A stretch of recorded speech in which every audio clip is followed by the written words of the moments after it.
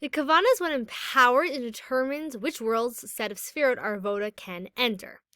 Meaning, when we do Torah and mitzvahs, those energy that we're creating through our Torah and mitzvahs are always ascending. But the question is, which world is it ascending into? Is it going to the higher level of Bria, which is connected to the intellectual aspect of Chachma, Bina, and Das? Or is it ascending and merging into the world of Yetzirah, which is more connected with emotion? So we want to make a distinction, first of all. There's souls and angels, which are creations, and then there's Sefirot, which are godliness. And the difference between a creation and godliness is, well, in truth, we're all part of God. But what God wants to do is create a sense where we actually feel like independent existences, and therefore we can actually choose Him. And so we want to understand the point of when it stops being creator, and starts being creation. Now, like we want to say, from the creator's perspective, it's all part of him. God does not see us as creations versus he's creator as Enel Mavado. There's nothing but him. We all exist within God. But from our perspective, from a worldly perspective, from a human perspective, and even a soul's perspective, even in the higher realms, there's still a division consciousness, which is I'm a creation and there's a creator. Even though I feel my creator and I feel one with my creator, there's still an I that's feeling one with my creator. And so souls and angels are meant to be creations. They're meant to feel themselves to exist separate from God. Versus Sefirot are one with God. They are godliness. They are tools that God uses, and they feel themselves as nothingness. Their existence is godliness. They are in the category of creator versus creation.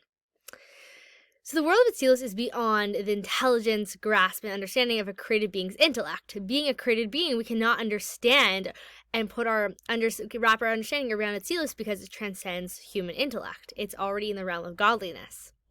For the Chachma, Bina, and Das of the Ein Sof are united with him there in Atzilus, in perfect unity, in profound and wonderful unity, infinitely superior to that of the unity found in Bria. So when we talk about God's different characteristics or qualities or spheros, we're always talking about the spheros of Atzilus, as that is the translator between the higher worlds, between Or Ein Sof, God's infinity, and creation and the lower worlds. And so we say God's wisdom is the Torah. We're talking about Chachma, wisdom, of which world? Of Atzilus. When we talk about God's different spheres, we're always talking about Atzilus. And so we can't grasp Atzilus because that's literally God's wisdom, and God and his wisdom are one. We cannot grasp something infinite with our finite consciousness, or creation consciousness. So the spirit of Atzilus descend to illuminate only to a constricted degree in the world of Bria. So we need Atzilus energy to light up Bria because we need to be connected above.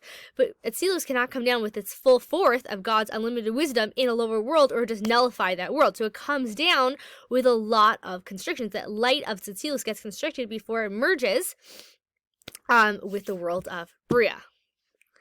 The purpose of this is to enable the intellect of created beings, namely the angels and souls that live in the world of Bria, the world below Atzilus, to receive Chabad, wisdom, understanding, and knowledge from the sphere of Atzilus, so they might know God, so they might grasp and comprehend something of the Ein Sof, to the extent that intellect of the finite, limited created beings is capable of understanding. Meaning it gives us a transcendent experience. It's giving it an Atzilus experience in a way that it can handle. Meaning we cannot handle God's Chachma, Bina, and Das unlimited without any constrictions. But it gives the angels and the souls in the world of, more so the souls in the world of Bria, the opportunity to get a glimmer or some grasp of God's infinite wisdom, a taste test, if you will.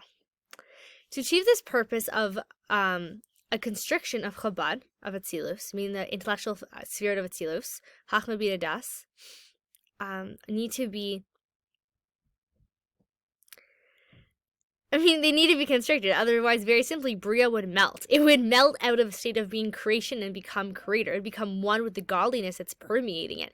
If it were to come down unfiltered, then Bria would no longer be a world. It would just feel itself to be part of God's endless light. And that's why this constriction, these numerous simsumim, these concealments of God's endless light, are necessary. Thank you for taking the time to explore today's Tanya together.